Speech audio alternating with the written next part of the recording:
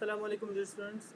अब इस टॉपिक में जो हम पढ़ेंगे इस लेक्चर में वो है न्यूमेरिकल ऑफ मॉलिक्यूलर फार्मूला। अच्छा, एंट्री टेस्ट में क्या होता है कि कोशिश करते हैं कि 1-2 मिनट के अंदर एमसीक्यू को सॉल्व करें, या स्पेशली न्यूमेरिकल होता है, मगर ये एक न्यूमेरिकल ऐसा है जिसमें 2 to 3 मिनट्स लगेंगे ज़रूर। तो ये भी इम्पोर्टेंट है सिखाना। एक दूसरा है एमसीक्यू, वो भी मैं आपको सिखाऊंगा कि जो विद इन मिनट हो जाएगा। फिलहाल थोड़ा लेंदी आप सीख लें, समझ लें, ताकि किस तरीके से हम मालूम करते हैं मॉलिक्यूलर फार्मूला। तो ये एक एग्जांपल मैंने यहाँ पे सिंपल करके लिखा हुआ है कि a compound of carbon nitrogen and compound of carbon hydrogen nitrogen contain 66.7% of carbon, 7.41% of hydrogen and 25.9% of nitrogen. The molecular mass या molar mass of a compound was found to be 108। Determine the molecular formula. अब यहाँ पे हमें क्या मालूम करना है? Molecular formula.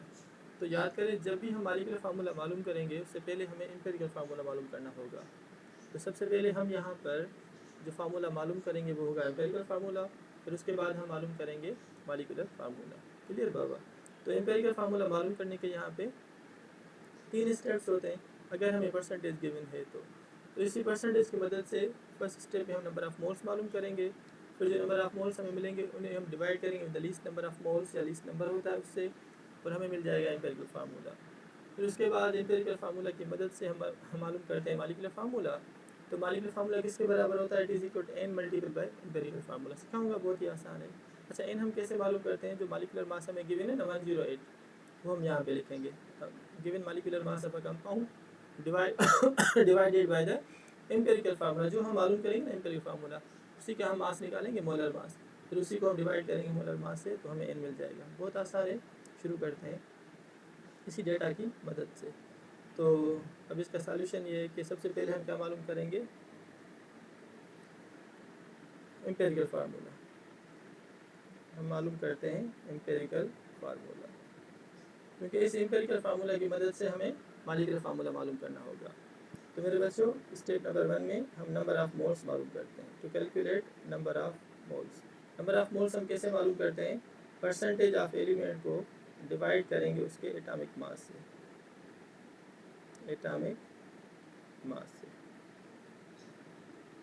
तो हमारे पास यहाँ पे 3 एलिमेंट्स हैं। एक के number of moles of carbon मालूम करेंगे, फिर नंबर ऑफ़ मोल्स हम मालूम करेंगे कार्बन के बाद हाइड्रोजन के नंबर ऑफ़ मोल्स, फिर तीसरे नंबर पे हम क्या मालूम करेंगे? Number of moles of nitrogen. तो बच्चों, स्टार्ट करते हैं number of moles of carbon.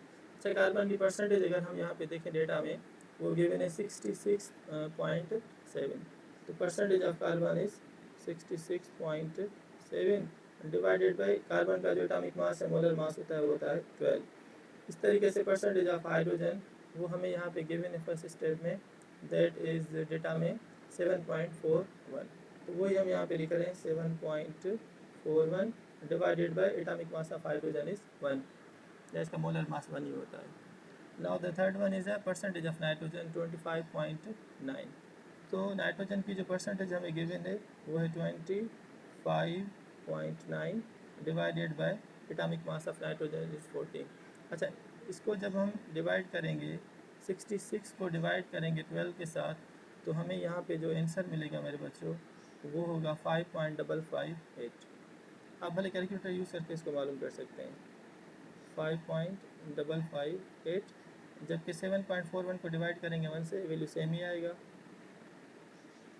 25.9 को जब डिवाइड करेंगे 14 से, तो इसका आंसर आएगा 1.85।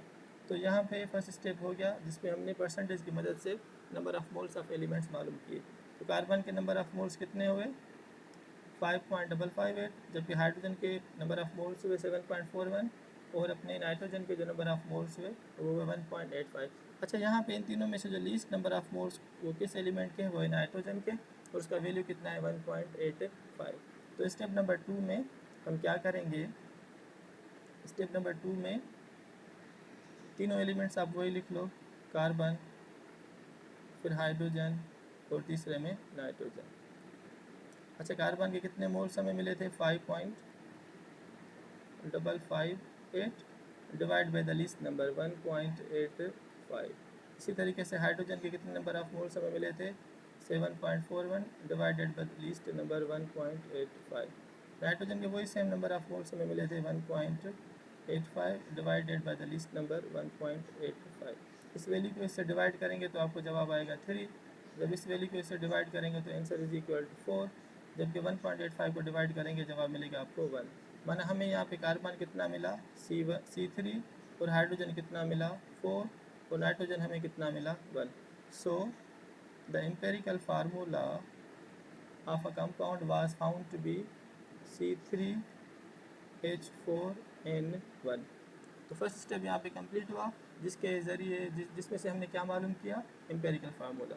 तो empirical formula of compound was found to be C3H4n1।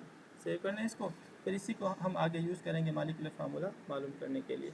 मगर आप एक चीज़ याद करें कि मोलर मास हमें कितना गिवन है 108। अब आते हैं हम लास्ट जो हमारा स्टेप है मॉलिक्यूलर फार्मूला मालूम करने के लिए। अब मेरे बच्चों मॉलिक्यूलर फार्मूला हम कैसे मालूम करते हैं कि molecular formula is equal to n multiple by empirical formula. तो ये एक फार्मूला होता है मॉलिक्यूलर फार्मूला मालूम करने का, ठीक है बच्चों। तो अब यहाँ पे हम n मालूम करना चाहते हैं। n सर n क्या होता है?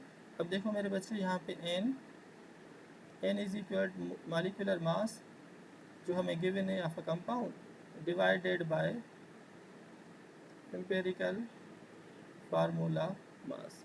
जो एम्पेरिकल फार्मूला है उसका मास निकालेंगे। चलो इसको सॉल्व करते हैं। तो मॉलिक्यूलर फार्मूला वही सेम, n वही सेम रखते हैं। एम्पेरिकल फार्मूला हमें क्या मिला C3H4n1, वो हमने यहाँ पे पुट कर दिया। अच्छा यहाँ पे एम्पेरिकल फार्मूला क्या है C3H4n1। एक कार्बन का मास होता है कितना 12 मल्टीपल बाई 3 ये हो जाएगा 36 प्लस एक हाइड्रोजन का 1 होता है तो 1 multiple by 4 is equal to 4। एक नाइट्रोजन का 14 होता है 14 multiple by 1 is equal to 14। जब इन सब को हम जमा करेंगे तो इसका जवाब आ जाएगा 54। तो 54 क्या हुआ एम्पेरिकल फार्मूले का मास, तो जो हम यहाँ पे रखेंगे, ठीक है बाबा। तो n is equal molar mass हमें गिवन था 108 डिवाइडेड बाई एम्पेरिकल फार्मूले का मास है 54। तो यहाँ पे हमें n का वैल्यू कितना मिला 2। तो n here is equal to 2। अब यहाँ पे इसके वैल्यूज हम पुट कर रहे हैं। Molecular formula is equal to n की जगह पे 2 मल्टीपल बाई एम्पेरिकल फार्मूला वही सेम C3H4n1। अच्छा तो finally molecular formula is equal 3 multiple by 2 is equal to C6, 4 multiple by 2 is equal to 8, 1 multiple by 2 is equal to 2। So the molecular formula of compound was found to be C6H8n2। और ये था हमारा final answer जो हमें मालूम करना था कि molecular formula of compound was found to be C6H8n2। उम्मीद है कि आप बच्चों को ये समझ में आ गया होगा। अब इसी को मैंने फेयर स्टाइल में लिखा हुआ है, तो वो एज अ नोट्स हैं, भले आप वहाँ से उसको चेक कर लीजिएगा। अब उनको भी नोट कर लिया। तो ये था हमारा फर्स्ट वाला स्टेप, ये वाला। तो इसमें हमने क्या मालूम किया था नंबर ऑफ मोल्स, वही परसेंटेज को डिवाइड किया atomic mass of carbon hydrogen nitrogen, ये स्टेप नंबर 1 वही सेम। उसके अलावा इनमें से जो लिस्ट नंबर था 1.85 उसको हमने नंबर ऑफ मोल से डिवाइड किया यहाँ पे। तो फाइनली अगर हम चेक करें यहाँ पे तो हमें कितना मिला था एम्पेरिकल फार्मूला, ये वैल्यू वही सेम है C3H4n1 या 1 हम नहीं लिखते। ये एक फेयर स्टाइल है, नोट्स है, भले आप इसको सेव कर लें। फिर इसके बाद इसी एम्पेरिकल फार्मूला की मदद से हमने यहाँ पे क्या मालूम किया है मॉलिक्यूलर फार्मूला। तो मॉलिक्यूलर फार्मूला किसके बराबर होता है n multiple by empirical formula. Empirical formula वही सेम। सर हम n कैसे मालूम करते हैं, molecular mass of a compound divided by empirical formula mass. Sir empirical formula ये जो इसका मास हमने निकाला वो कितना आया था 54। तो 108/54 इज इक्वल टू, फिर n की जगह पे 2 रखा, 2 3 द 6, 2 4 द 8 एंड 2 1 द 2। तो ये है मॉलिक्यूलर फार्मूला। ये समझो एक फेयर स्टाइल के नोट्स हैं, आपको अपने नोट्स बनाने की ज़रूरत नहीं है। तो मॉलिक्यूलर फार्मूला यहाँ पे हो गया। अच्छा एक और न्यूमेरिकल जो विद इन मिनट आर 2 वो हो जाए, वो भी एग्जाम्पल मैंने आप बच्चों के लिए रखा है। अब उसको मैं सॉल्व करता हूँ। ये वाला यहाँ पे एक न्यूमेरिकल, ये भी इम्पोर्टेंट है। तो डेटा हम इसकी बनाते हैं। ये कह रहा है कि डिटरमिन द मॉलिक्यूलर फार्मूला। हमें यहाँ पे क्या मालूम करना है मॉलिक्यूलर फार्मूला, ठीक है बाबा। If the empirical formula of compound is CH, और एम्पेरिकल फार्मूला हमें गिवन है, और एम्पिरिकल फार्मूला क्या है, CH। द मोलर मास या molecular mass of a compound was found to be 78। तो मॉलिक्यूलर मास जो हमें गिवन है, जैसे उसमें 108 था, यहाँ पे कितना है, 78। अब हमें क्या मालूम करना है, मॉलिक्यूलर फार्मूला। तो मॉलिक्यूलर फार्मूला जिससे हमें पता है कि किसके बराबर होता है, n multiple by empirical formula. ये था ना फार्मूला। तो मॉलिक्यूलर फार्मूला वही सेम। अब n हमें मालूम करना है, n हम वही रखते हैं, multiple by empirical formula is CH। अच्छा, ये जो एम्पेरिकल फार्मूला है C और H, कार्बन का एटॉमिक मास होता है 12, हाइड्रोजन का 1, तो 12 + 1 इज इक्वल टू 13। तो 13 क्या हुआ, एम्पेरिकल फार्मूला मास। अब हम n यहाँ पे मालूम कर रहे हैं, n is equal molecular mass upon empirical formula मास। तो मेरे बच्चों यहाँ पे क्या है कि मोलर मास जो हमें गिवन है वो कितना है, 78, और अपना empirical formula mass is equal 13, it is equal to 6। तो n का वैल्यू यहाँ पे क्या हुआ, 6। हम यहाँ पे क्या करेंगे, मॉलिक्यूलर फार्मूला वही सेम लिखो, n की जगह पे 6, ये CH वही सेम। तो 1 multiple by 6 is equal to 6, 1 multiple by 6 is equal C6, 1 multiple by 6 is equal H6। तो molecular formula of compound was found to be C6H6। हाँ, अगर कोई एंट्री टेस्ट में आ सकता है तो इस टाइप का कोई न्यूमेरिकल वो आपको दे सकते हैं, जो विद इन अ मिनट या 2 मिनट आसानी से हो सकता है। क्लियर बाबा? तो उम्मीद है कि एम्पिरिकल फार्मूला और मॉलिक्यूलर फार्मूला बच्चों को अच्छे तरीके से समझ में आ गया। अगर आपको बात समझ में आ रही तो लाइक करें, सब्सक्राइब करें, शेयर करें इस यूट्यूब चैनल को।